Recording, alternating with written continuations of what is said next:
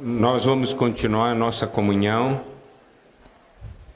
e eu gostaria de falar para todos os casais sobre a importância de nós conhecermos o plano de Deus e por isso nós estamos estudando economia divina. Mas também é muito importante nós conhecermos, sabermos o plano de Satanás. Se você conhece o plano de Deus, mas não conhece o plano de Satanás, você está sujeito a cair nas ciladas dele. Mas se você conhece o plano de Deus e você conhece o plano de Satanás, você saberá onde se defender e como se defender. Nós sentimos que nos dias de hoje, de uma maneira geral, as famílias vivem de uma maneira muito relaxada, no sentido de relax, assim.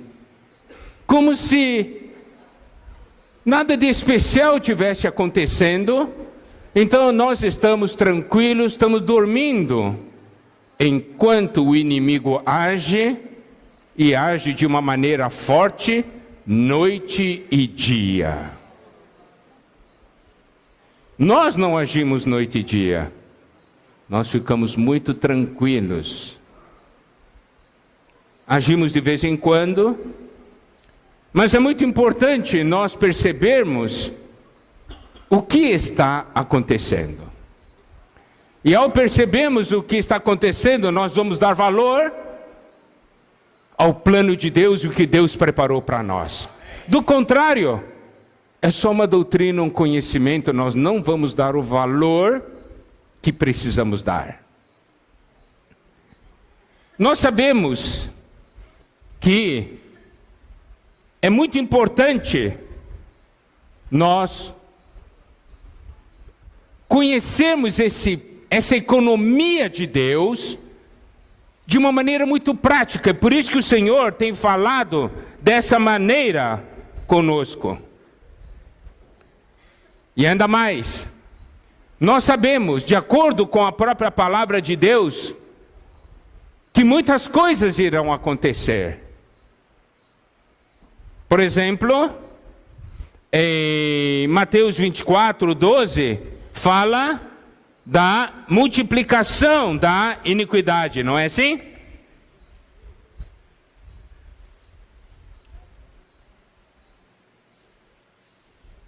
Mateus 24, 12, por se multiplicar a iniquidade, o amor se esfriará de quase todos. Então preste atenção, multiplicar a iniquidade.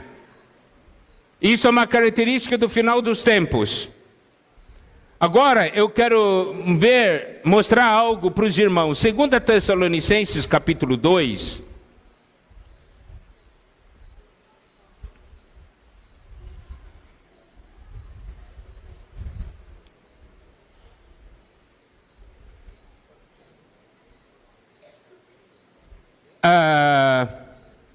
No versículo 3 diz assim: ninguém de nenhum modo vos engane, porque isso não acontecerá sem que primeiro venha a apostasia e seja revelado o homem da iniquidade, o filho da perdição.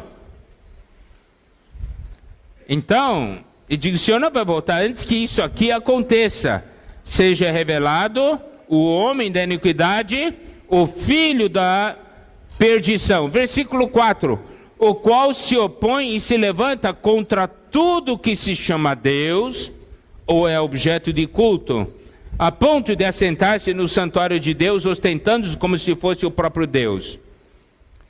Versículo 5, não vos recordais de que ainda convosco eu costumava dizer estas coisas?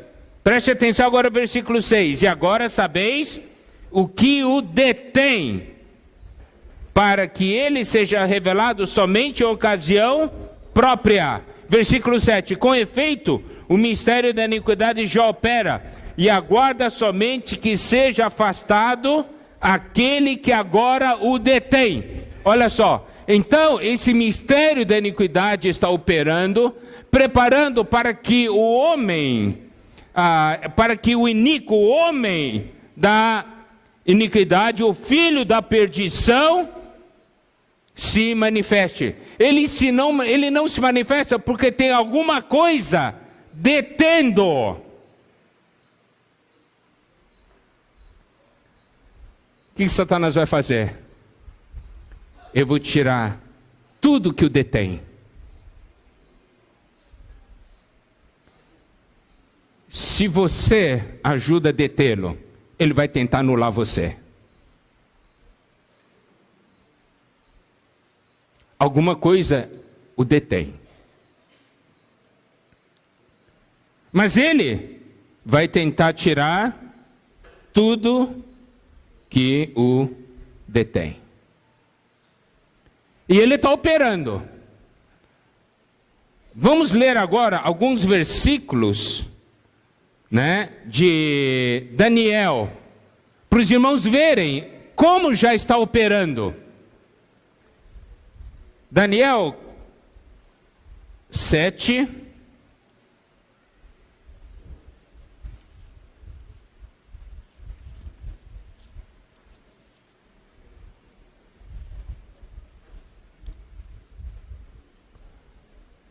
versículo 8.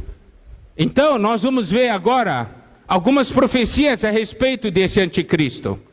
E sabemos que antes que ele apareça, o mistério da iniquidade já opera, preparando o caminho para ele aparecer. Então, preste atenção às características que estamos vendo hoje, nesse mundo de hoje, e o que a profecia diz. Versículo 8. Estando eu a observar os chifres, eis que entre eles subiu outro pequeno, diante do qual 3 dos primeiros chifres foram arrancados, e eis que nesse chifre havia olhos como de homem, preste atenção, e uma boca que falava com insolência.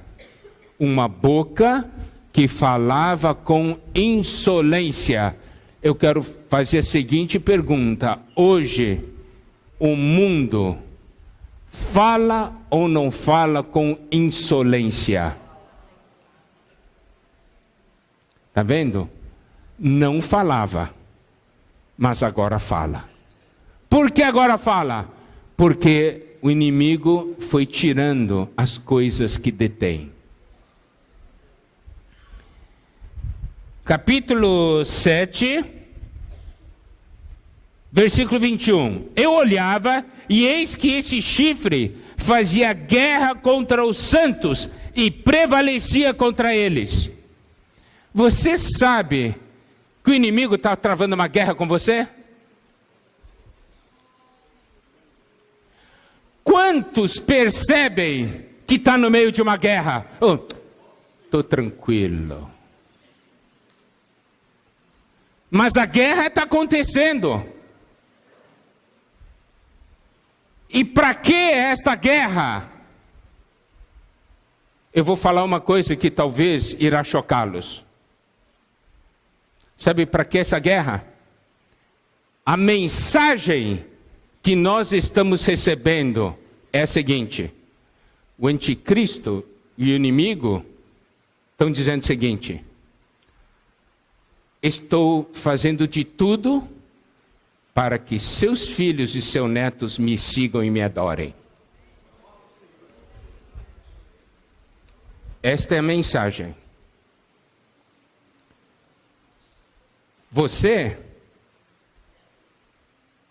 eu vou deixar de lado, mas eu quero seus filhos e seus netos, eles vão me adorar.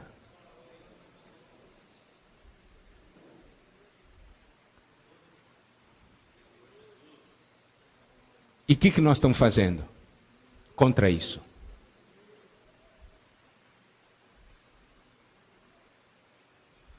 O que nós estamos fazendo contra isso?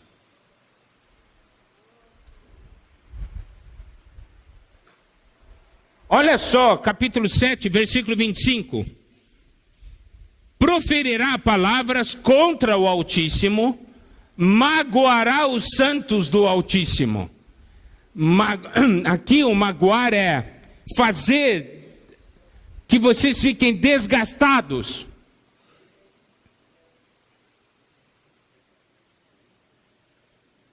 magoará o Santo Altíssimo e cuidará em mudar os tempos e a lei.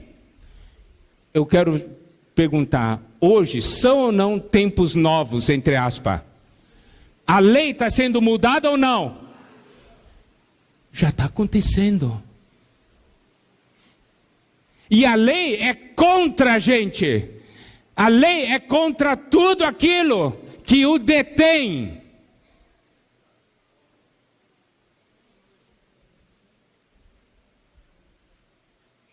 Estamos começando a ficar preocupados ou não?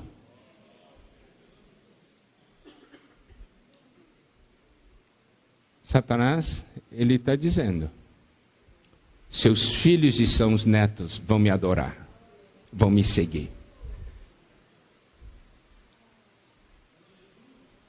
E ele está fazendo tudo, noite e dia, para isso acontecer.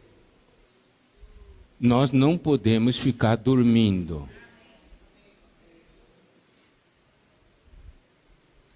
Capítulo 8, versículo 11. Sim, engrandeceu-se até o príncipe do exército, dele tirou o sacrifício diário, e o lugar do seu santuário foi deitado abaixo. Significa o quê? Aqui é fazer de tudo para interromper nossa comunhão com Deus e destruir a edificação. Porque essas coisas, se você busca o Senhor, todos os dias você o detém. Então, Ele faz você parar de orar. Você já não mais o detém. Ele pode fazer o que Ele quer. Irmãos, por que nós oramos? É religião?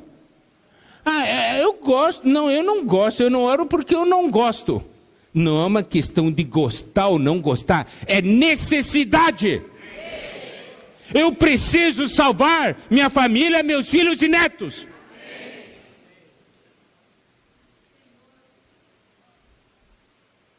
Os irmãos entendem a gravidade do assunto? Se nós buscamos o Senhor, nós o detemos.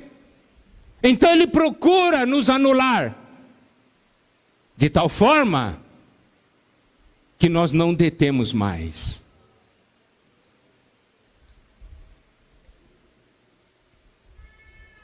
Capítulo 8, versículo 12. O exército lhe foi entregue com sacrifício diário por causa das transgressões e deitou por terra a verdade, e o que fez prosperou. Ele vai fazer tudo contra a verdade. Capítulo 8, versículo 25. Por sua astúcia nos seus empreendimentos, fará prosperar o engano. Prosperar o engano. Agora vamos voltar a 2 Tessalonicenses 2.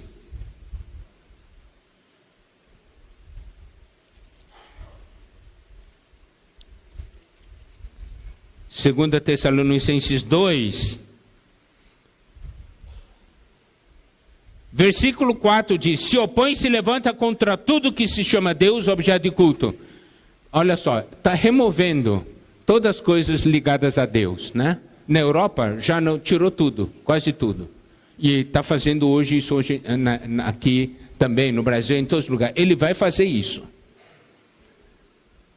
9, capítulo 2, versículo 9. Ora, o aparecimento do iníquo é segundo a eficácia de Satanás, com todo o poder e sinais, prodígios da mentira.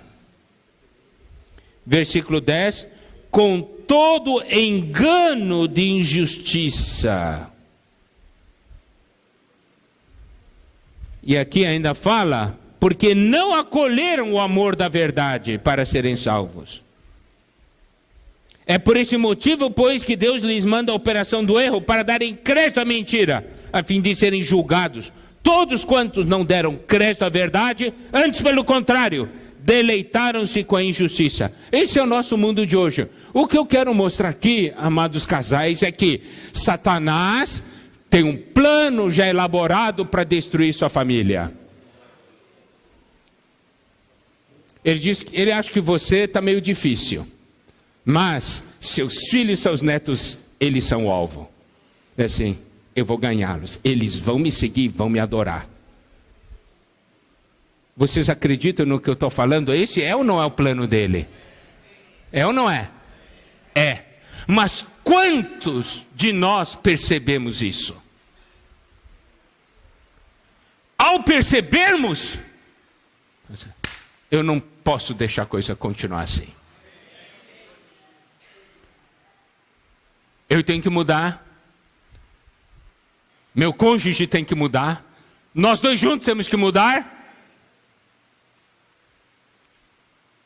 Temos que dar caminho para o Senhor. E nós temos que dar caminho para o Senhor vir, falar conosco, corrigir, não é? Nos fortalecer, para nós podermos avançar.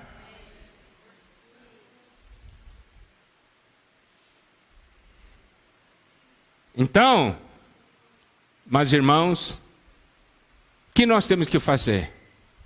Nós devemos nos colocar diante do Senhor, sem reservas.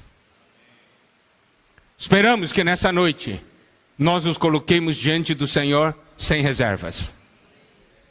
Voltando para Apocalipse, capítulos 1 e 2.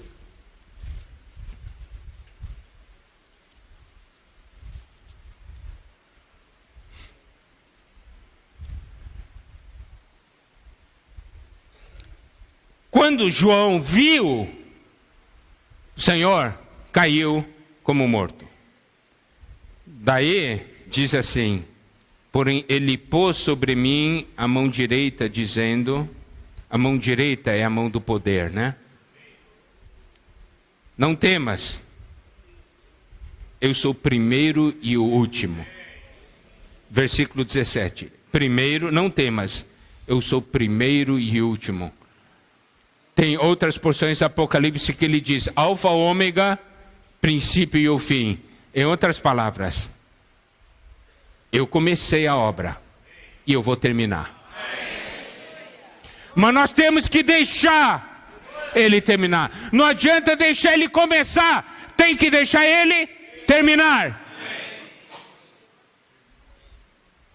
Não é assim? Não podemos deixar pela metade.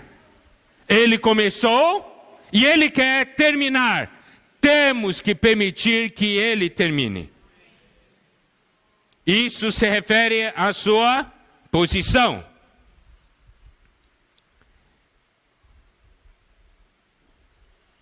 Só aquele que vive, estive morto, mas eis que estou vivo pelos séculos dos séculos. Eu sou aquele que tem a vida que vence a morte. Olha só, isso é para levantar um João que caiu. Não tenha medo. Olha, quando nós ouvimos o que o anticristo está fazendo, o que ele quer fazer com a nossa casa, ficamos com medo, não dá? Não dá medo? Dá. Deixa disso. Não tenha medo. Mas tem que saber quem eu sou. Certo?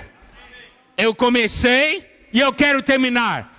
Me deixa terminar a obra. Me deixa terminar a obra. E eu sou aquele que tem a vida que vence a morte. Eu sou aquele que vive. Estive morto, mas eis que estou vivo pelos séculos dos séculos. Então ele mostra, eu tenho a vida que vence a morte. Não somente isso, olha só, ele diz, e tenho as chaves da morte e do inferno. Em outras palavras, eu tenho toda a autoridade. A questão é deixá-lo trabalhar.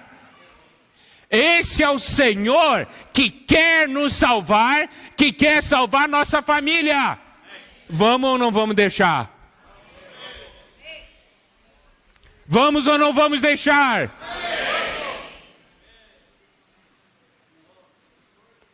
Bom, então o Senhor está dizendo o seguinte: se você me viu caminhando entre as famílias. E agora, eu tenho que falar com você. Eu tenho que falar ao mensageiro da família. Alguém que possa levar essa mensagem para toda a família. Por isso que ele fala ao anjo. O anjo é o mensageiro. O mensageiro leva a mensagem. Amados casais, essa palavra não é para ficar aqui, é para entrar em sua casa. Tem uma mensagem que precisa entrar em sua casa e alcançar toda a sua família.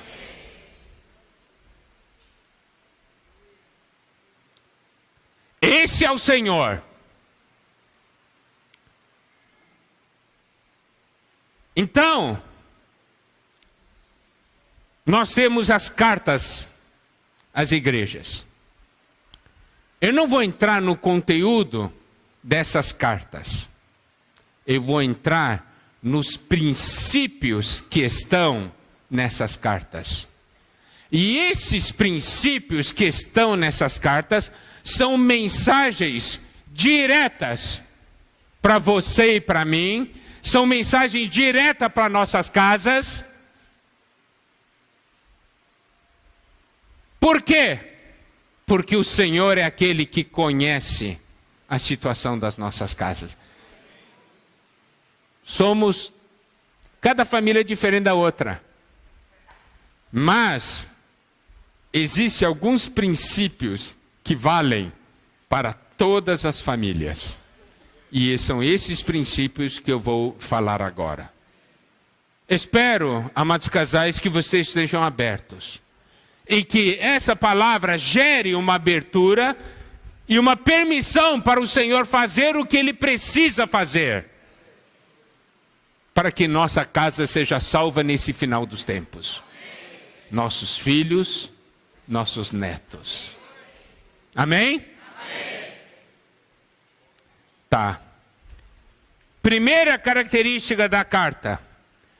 Quando ele manda escrever, ele se apresenta dizendo assim: estas coisas diz aquele. Daí ele se qualifica, mostra um aspecto do que ele é e do que ele faz e é capaz de fazer. Então, primeiro item que nós precisamos saber é o seguinte: esse primeiro item vale para todas as cartas. Por quê? Todas as cartas começam a dizer da seguinte maneira: essas coisas diz. Daí ele se qualifica dizendo quem ele é e o que faz. Então, primeiro recado que ele manda para nós: eu sou o que a sua família necessita. O que eu sou e o que eu faço. Você pode ver, para a igreja em Éfeso, ele falou: essas coisas diz aquele que conserva na mão direita 7 estrelas e que anda no meio dos 7 candeeiros de ouro. Para a igreja em Esmirna, no versículo 8 diz: essas coisas diz o primeiro e último, que esteve morto e tornou a viver. Para a igreja em Pérgamo diz: essas coisas diz aquele que tem a espada afiada de 2 gumes. Para a igreja em Tiatira diz: essas coisas diz o Filho de Deus, que tem os olhos como chama de fogo e os pés semelhante ao bronze polido. A igreja em Sardes: essas coisas diz aquele que tem os 7 Espíritos de Deus e as 7 estrelas. A igreja em Filadélfia: essas coisas diz o santo verdadeiro, aquele que tem a chave de Davi, que abre e ninguém fechará e que fecha e ninguém abrirá. E para Laodiceia, essas coisas diz o amém, a testemunha fiel e verdadeira, o princípio da criação de Deus. Está vendo? Começa dizendo, você tem que saber quem está escrevendo essa carta para você. Você tem que saber do que eu sou capaz de fazer. Por isso existe esperança. Há um caminho à salvação. Você tem que saber quem eu sou e o que eu faço. Então você pode ver, para cada igreja se apresentou de uma maneira. Então, nessa comunhão, ele vai se apresentar a você de uma maneira específica, de acordo com a necessidade da sua casa. Tá? Então, esse é o princípio, isso aqui. E aí? Para romper toda resistência, em todas as cartas, ele diz o seguinte: conheço. Em todas as cartas começa com estas coisas diz. E em todas as cartas ele diz: conheço. Eu sei tudo a seu respeito e a respeito da sua casa. Para que esconder? Para que negar? Para que fugir? Se eu conheço. Se eu não conhecesse, você poderia esconder. Você poderia até negar. Eu não faço isso. Você poderia até fugir. Mas adianta?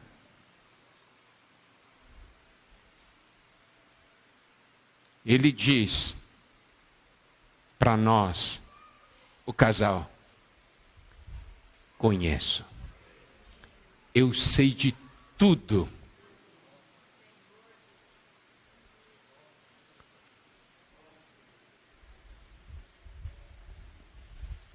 Olha só, em Hebreus capítulo 4,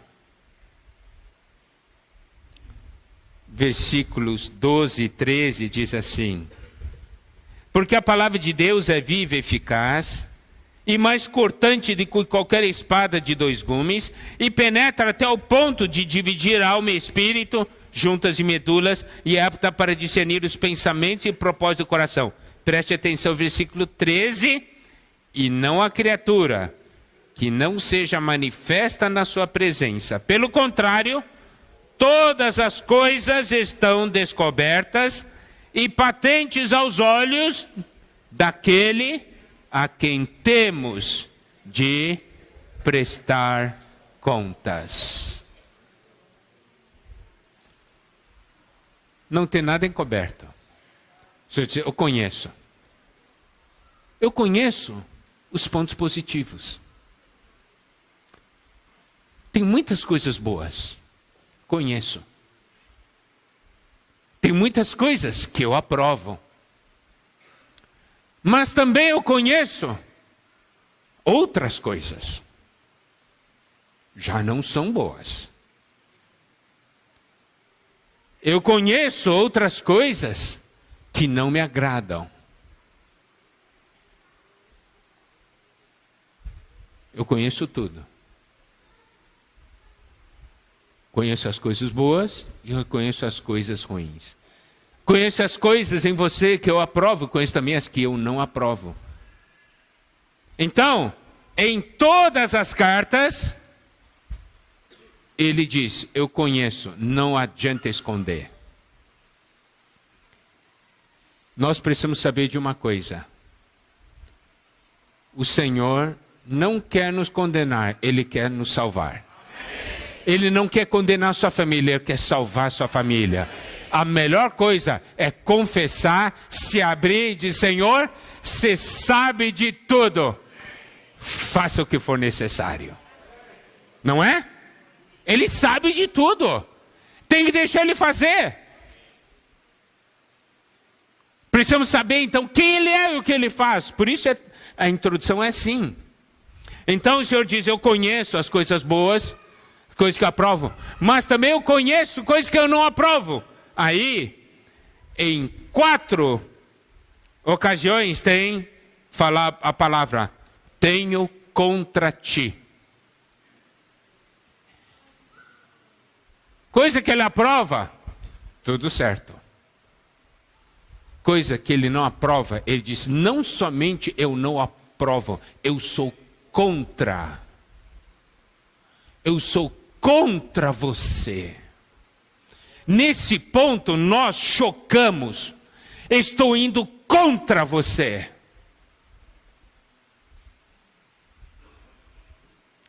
Quatro vezes aparece, tenho contra ti.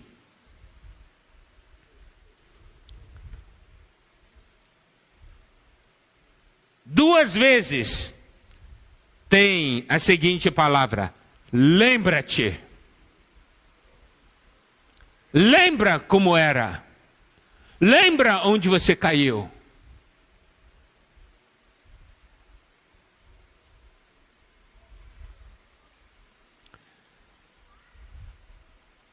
E ainda, se lembra, nós falamos, tem 4 contra ti. E tem 4, arrepende-te. Arrepende-te. Eu estou falando porque eu quero que você se arrependa. Nós precisamos, ao receber a mensagem do Senhor, tocar no coração dele. Porque essa mensagem não é simplesmente uma letra, um comunicado frio. Não é um memorando de uma empresa. É uma mensagem pessoal. O Senhor está transmitindo algo do seu coração para os nossos corações. Então, ele, ao endereçar essa mensagem para nós, ele diz assim, eu quero que você saiba quem está escrevendo essa mensagem. Quem sou eu? Quero que você saiba do meu poder e saiba das minhas obras. Eu quero que você conheça isso. Eu quero falar para você que eu sei, eu conheço tudo. Nós precisamos tocar esse coração de Deus. Eu conheço. Como disse assim, seja coisas positivas, seja coisas negativas. Por exemplo, para a carta à igreja em Esmirna, ele diz assim, conheço a tua tribulação. Olha, não tem palavra de maior conforto do que esse para alguém que está na tribulação, não é? Conheço a tua tribulação. Eu sei o que você está passando. Eu sei o que você está sentindo. E olha só, no versículo 10 de Apocalipse 2. Não temas as coisas que tem de sofrer. Não é um consolo? Então, olha só, quando o Senhor está falando, eu conheço, ele tem todo um sentimento. Então, quando ele está falando também, eu tenho contra ti. E nós precisamos tocar esse sentimento. Tem algo na minha vida que é contra o Senhor, por isso ele é contra mim. E aí nós temos que cuidar, não é? Daí tem as porções que o Senhor diz, lembra-te. Tem coisas que você não pode esquecer. Ele vai falar isso aí durante essa comunhão de casais. Algum momento ele vai falar, eu conheço. Alguma vai fazer assim, lembra disso. Algum momento ele vai falar, eu tenho contra ti isso. E em alguns momentos ele vai falar: arrepende-te.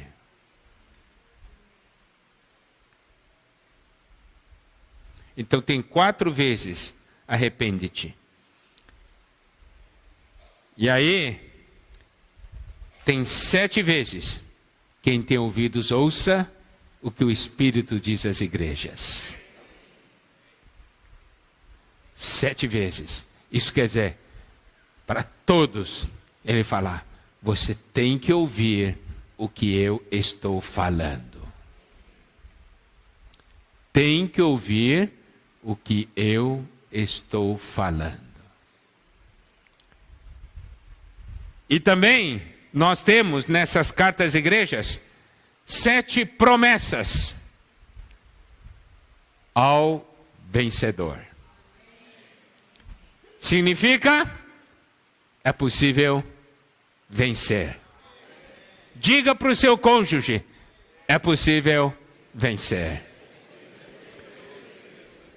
Se nós deixarmos o Senhor trabalhar, nós venceremos. O que nós não podemos fazer é deixar as coisas do jeito que estão. Na conferência internacional foi falado: existem casais que não conversam com o outro, por causa de posições diferentes.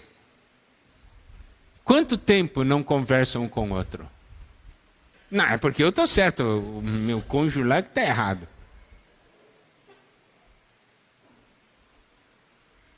Se vocês dois estão brigando um com o outro, o inimigo está alegre e satisfeito, diz: esse casal não me detém, nessa casa eu faço o que eu quero.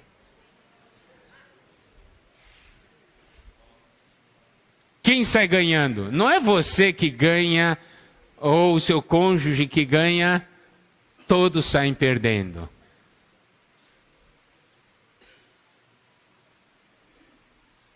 Então, tem que resolver, não tem?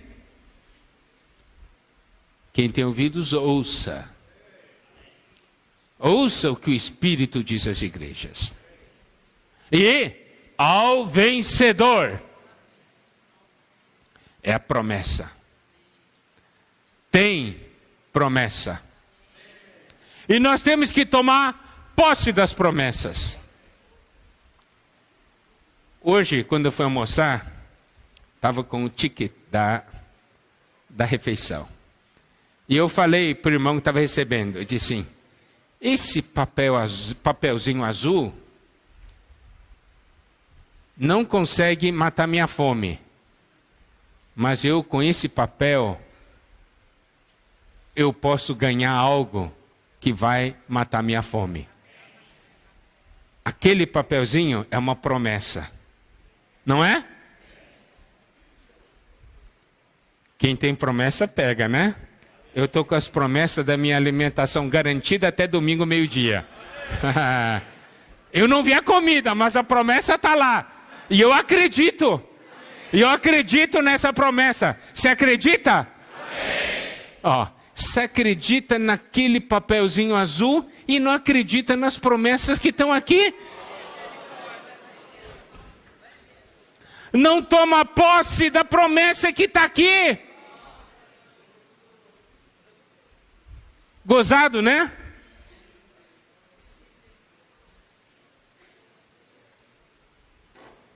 Então, olha só.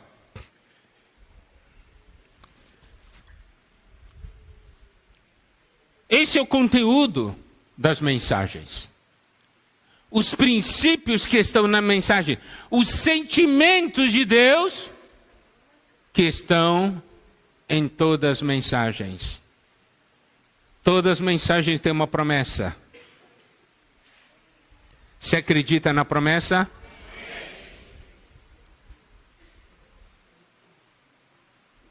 Nós já fizemos várias vezes a seguinte pergunta, né? Se eu falar assim: lá em Uberaba, Marcelino tem 1000 pedras e diamante para você, só ir lá e buscar. Ele vai buscar ou não vai? Vai. E quantas vai pegar? As 1000, não vai deixar nenhuma para trás. Ele acredita, né? Daí ele vai. Se não acreditar, não vai. Por que nós não vamos atrás das promessas de Deus? Porque nós não acreditamos. O diamante é real, a promessa não é real. Mas, para você, esse bilhetinho azul da refeição é muito real, você acredita. Ninguém está preocupado com o almoço de amanhã. Tá? Tem alguém preocupado com o almoço de amanhã? Por quê? Porque você tem um papelzinho azul. Se não tem um papelzinho azul, não sabe se vai ou não vai comer aqui. Mas com o papelzinho azul, você come aqui. Por quê? Porque os irmãos de colina têm credibilidade. Nunca eles passaram a perna na gente. Agora, até hoje, se amanhã ele fala o seguinte: não tem almoço, mas aqui está aqui, ó. E almoço é para amanhã, sábado. Não tem. Alguém assinou? Não. Não tem nem o timbre.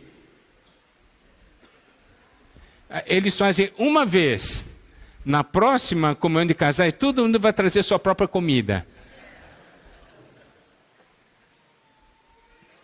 Das promessas que Deus fez, alguma já falhou? Não.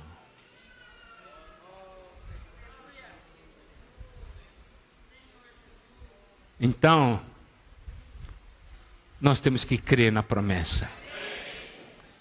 Em cada mensagem há uma promessa. Lembre-se disso. Toda vez que Deus fala, há uma promessa incluída.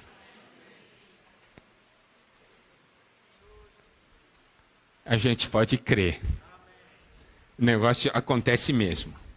Tá certo? Bom.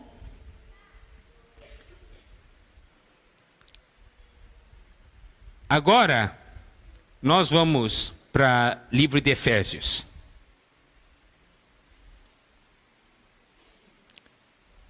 Vocês dizem que acreditam na promessa de Deus.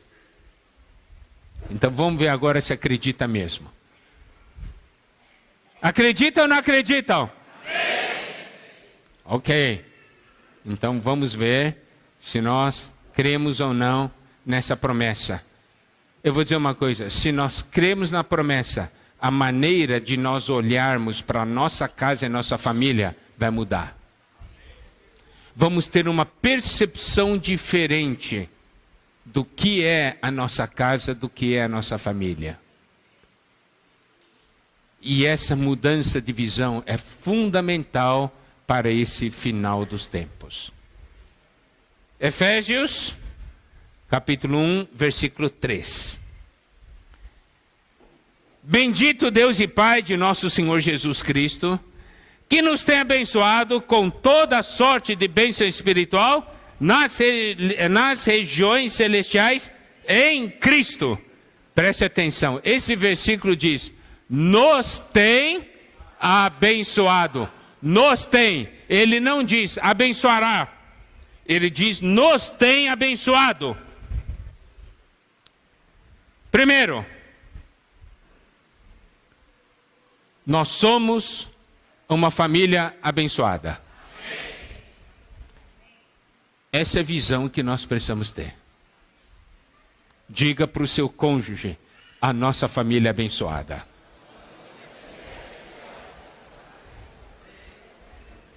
Você acredita mesmo nisso? Ou é só da boca para fora? Você acredita nisso mesmo? Agora, nós falamos isso para os nossos filhos. Filho, nós somos uma família abençoada. Desde pequenininho. Bilu, bilu, você sabe, nós somos uma família abençoada.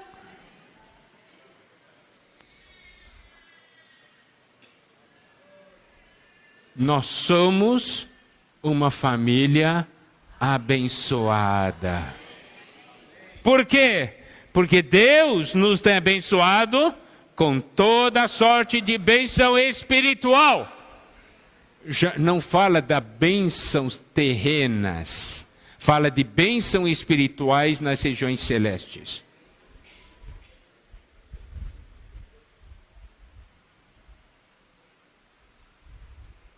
Bênção espiritual. Toda sorte. Aí, há um pequeno detalhamento. Nos escolheu. Nós somos uma família escolhida. Nós não somos uma família qualquer. Nós precisamos saber disso. Nossos filhos precisam saber disso. Nós somos uma família escolhida por Deus. Nós somos diferentes das outras famílias. Olha só, quando você diz, nós somos uma família abençoada, você já traçou uma linha, não é? Nós somos abençoados. Nós somos uma família escolhida. Esse traço ficou mais forte. Não ficou?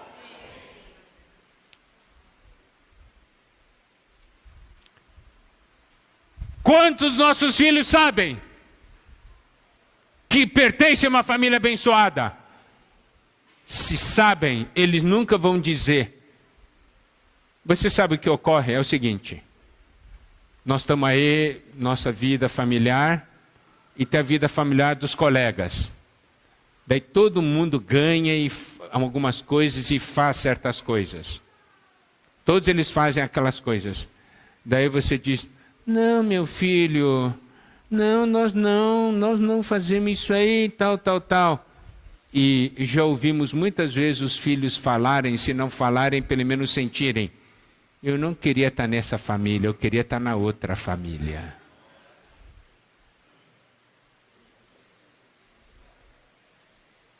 Por quê?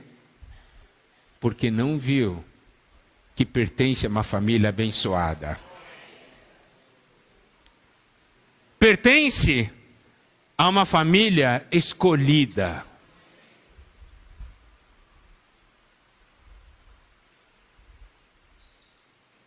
Isso é marco. Isso é linha de separação. Isso tem que ser real. Porque essa é a palavra de Deus. Isso causa impacto em nossa casa. E o melhor exemplo que eu gosto de dar é o dos judeus. Tem judeu no mundo inteiro. E todos eles sabem, nós somos judeus. Não sabem? Nós somos diferentes porque nós somos judeus. Eles não têm vergonha de falar nós somos judeus. Porque nós temos vergonha de falar nós somos cristãos.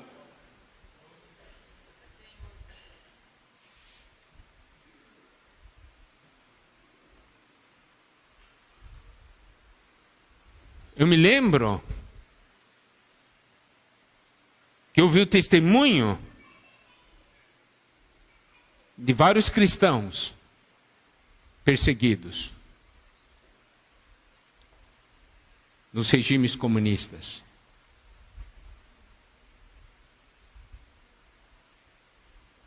Eles falaram o seguinte: quando o comunismo estava entrando, nós vimos jovens que tomaram essa ideologia e morreram por essa ideologia. Eles não tinham medo de morrer. Eles morriam dizendo para o povo e tal. E nós vemos cristãos se escondendo, não tendo coragem de falar, nós somos cristãos.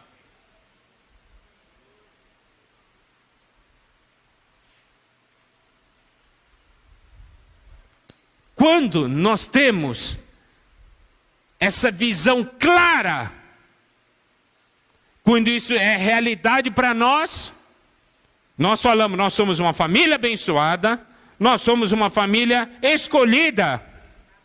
E aqui também diz, né? Escolhidos antes da fundação do mundo para sermos santos e irrepreensíveis. Santo é separado. Irrepreensível é diante de Deus. Versículo 5 diz, nos predestinou para Ele. Nós somos uma família predestinada. Nossa família tem um destino já determinado. Ser do Senhor e reinar com o Senhor. Esse é o nosso destino. Esse é o destino da nossa família.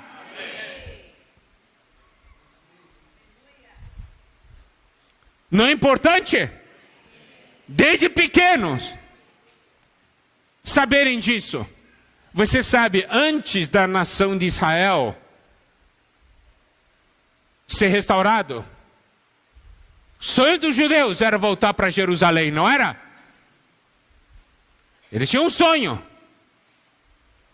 E eles falavam uns para os outros, no ano que vem, em Jerusalém. Ali é o nosso destino. Nós sabemos onde nós queremos chegar. Nós queremos nossa terra de volta. Ser uma família predestinada significa nós sabemos qual é o nosso futuro e sabemos qual é o nosso destino. Imagina, filhos, netos, criados assim. Nós já estamos falando para ele, nós não somos do anticristo. Nós somos uma família abençoada, somos uma família escolhida, somos uma família predestinada.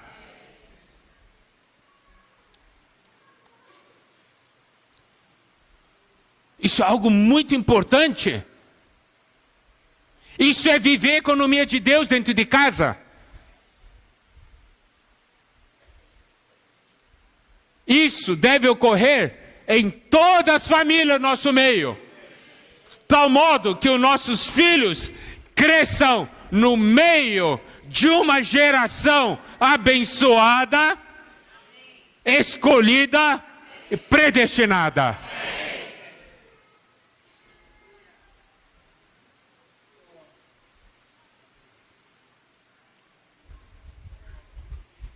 Tem mais ainda. Versículo 7 mostra a redenção. Nós somos uma família redimida. Uma família que foi comprada com o sangue do Senhor Jesus. Nossa família tem dono. Estava em mãos erradas, mas o Senhor pagou o resgate, nos redimiu, nos trouxe para Ele. Nós somos uma família muito especial. Nós somos uma família redimida.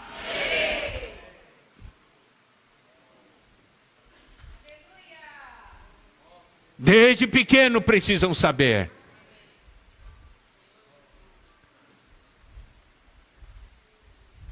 Por que vocês não fazem isso? Nós somos especiais. Somos abençoados, escolhidos, predestinados, redimidos. Não é importante isso? Muito importante. Mas isso precisa ser real. Deus está mandando uma mensagem para nós. Como pais, como casais, como família. Você precisa falar disso. Você é um mensageiro. Você tem que transmitir essa mensagem para a sua família.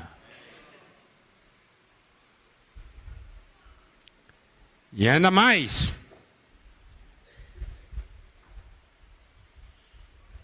No versículo 13 fala que nós somos selados com o Santo Espírito. Nós somos uma família selada. Nossa família tem um selo. Esse selo é o Espírito. Somos selados pelo Espírito.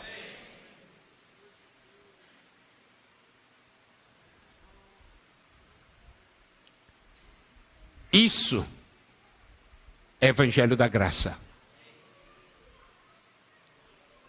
Isso tem que ser forte. Esse deve ser um fundamento forte, sólido. Isso vai fazer toda a diferença. Isso vale para nós, como chefes de família. Isso vale para os nossos filhos, vale para os nossos netos. Nós precisamos ter essa visão.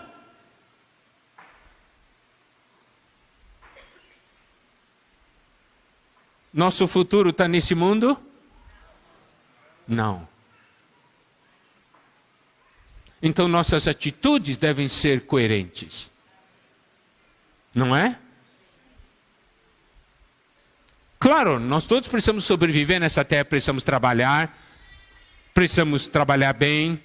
Se temos empresas, temos que cuidar. Se temos profissão, devemos ter uma boa profissão. Devemos ganhar dinheiro normalmente. Mas o que nós fazemos tem uma meta, porque nós somos um povo que tem visão. Nós conhecemos a nossa história. A nossa história não é uma história separada do plano de Deus.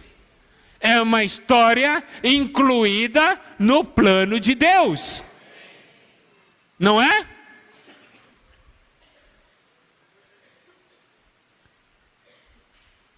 Isso está, amados irmãos, amadas irmãs, no coração de Deus.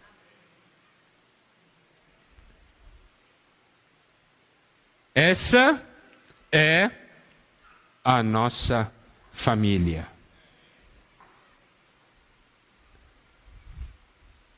Você já viu sua família assim? Como é a sua família? É abençoada. Escolhida, predestinada, redimida, selada pelo Espírito. Essa é a característica da minha família. Isso é essencial. O resto é acessório. Não é? Então isso está ligado diretamente às promessas de Deus. E essas promessas são reais. Amém?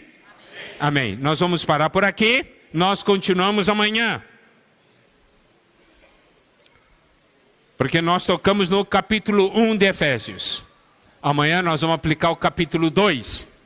E amanhã nós vamos fazer algumas cirurgias por causa do capítulo 2.